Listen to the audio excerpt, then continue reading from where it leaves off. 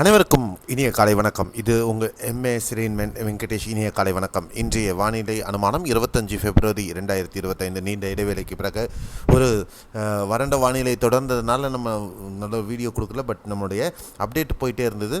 அதனுடைய சுருக்கமாக இன்று அடுத்த நிகழ்வு ஆரம்பிக்க வாய்ப்பு அப்படிங்கிறதுனால நம்ம இன்றைக்கி வீடியோ ஆரம்பிச்சிருக்கோம்.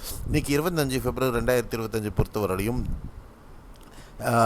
இந்தோனேஷிய கடல் பகுதிகளுக்கு அருகில் உருவாகி இருக்கக்கூடிய ஒரு வளிமண்டல மேலடுக்கு சுழற்சி, அதன் காரணமாக வீசப்படக்கூடிய இந்த கிழக்கு திசை காற்று காரணமாக இன்று முதல் தமிழகத்தில் குறிப்பாக டெல்டா மற்றும் தென் தமிழகத்தில் சில பகுதிகளில் லேசான மழை ஆரம்பிக்கும். வரக்கூடிய நாட்களில் இந்த மழையை தொடர்வதற்கு வாய்ப்புகள். இது எத்தனை நாளைக்கு எப்படி இருக்க போகுது அப்படிங்கிறது தான் வரக்கூடிய ஸ்லைட்ஸில் பார்க்க போகிறோம். அதாவது இசிஎம்எஃபோட வீக்லிஸ்ன்னு சொல்லக்கூடிய வாரம் எப்படி இருக்கும் அப்படிங்கிற அடிப்படையில் பார்த்தோம் அப்படின்னா, வரக்கூடிய நாட்கள் பெரும்பாலும் டெல்டா, மத்திய தமிழகம் மற்றும் தென் தென் கேரள பகுதிகளில் பெரும்பாலான பகுதிகளில் இயல்பை விட கூடுதலான மழை, அதாவது ஒரு 10% இயல்பை விட கூடுதலான மழை கிடைப்பதற்கு வாய்ப்புகள். தென் தமிழகத்தில் சில பகுதிகளில் ஒரு 20 முதல் 30% இயல்பை விட கூடுதலான மழை இந்த மார்ச் 2ஆம் தேதி வரையிலும் கிடைப்பதற்கான வாய்ப்புகள். இந்த வரக்கூடிய சலனம் ஒரு வளிமண்டல மேலடுக்கு சுழற்சியாகவே நகர்ந்து செல்ல வாய்ப்புகள் இருக்கும். அது எங்கே நகர்ந்து செல்லப்போகுது அப்படிங்கிறத பார்த்திங்கன்னா, பெரும்பாலும் இந்த வளிமண்டல மேலடுக்கு சுழற்சி பூமத்திய ரேகை, அதாவது ஈக்வட்டேரியல் வாட்டர்ஸ்ன்னு சொல்லக்கூடிய அந்த அமைப்பு, அதாவது கேமரன் சீன்னு சொல்லக்கூடிய இந்த குமரி கடல் பகுதிகளை ஒட்டிய பகுதிகளாகவே இது நகர்ந்து செல்லக்கூடிய வாய்ப்புகள் அதிகம் இருக்கும். அதுதான் நான் சொன்னேன், முன்னாடியே நீங்கள் ஒரு 10 நாளைக்கு முன்னாடி இந்த சீசன் இல்லாத அன்சீசன் சொல்லக்கூடிய இந்த டைமில் வரக்கூடிய எந்த ஒரு நிகழ்வையும் பொறுத்து அந்த நிகழ்வு அருகாமையில் வரும் பொழுது தான் நீங்கள் அதில் ஒருமித்த கருத்து எடுத்துகிட்டு வர முடியும்.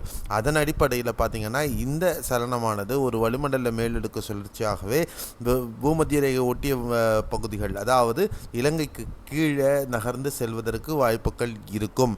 அதே நேரத்தில் மேற்கு திசை காற்றும் இருப்பதனால இந்த மழை நிகழ்வானது பெரும்பாலும்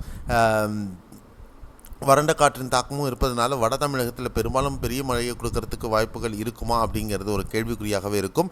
பெரும்பாலும் டெல்டா மற்றும் தென் தமிழகம் மற்றும் மேற்கு தொடர்ச்சி மலை ஒட்டிய பகுதிகளில் மழைக்கான வாய்ப்புகள், தென் கேரள பகுதிகளில் மழைக்கான வாய்ப்புகள் அதிகம் இருக்கும் என்று எதிர்பார்க்கப்படுகிறது. அடுத்த 24 மணி நேரத்திற்கு மழை வாய்ப்பு பொறுத்தவரையும் பாண்டிச்சேரி கீழே காரைக்கால் பகுதி, தஞ்சை, திருவாரூர், புதுக்கோட்டை, சிவகங்கை, ராமநாதபுரம், மதுரை, தேனி, விருதுநகர், தூத்துக்குடி மற்றும் திருநெல்வேலி, தென்காசி, கன்னியாகுமரி, திருவனந்தபுரம் ஆகிய பகுதிகளில் மேகமூட்டத்துடன் ஒரு சில பகுதிகளில் லேசான மழை பதிவாகிறதுக்கான வாய்ப்புகள் இருக்கும்.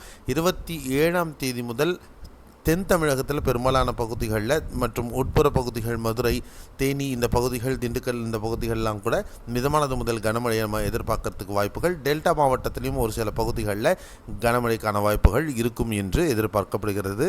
இதுதான் இன்றைய வானிலை அமைப்பினுடைய சுருக்க அப்டேட் உங்களுக்காக. மேலும் விரிவான தகவல்கள் இனி தினமும் பதிவிடப்படும். நன்றி, வணக்கம், பாய், see you, have a nice day.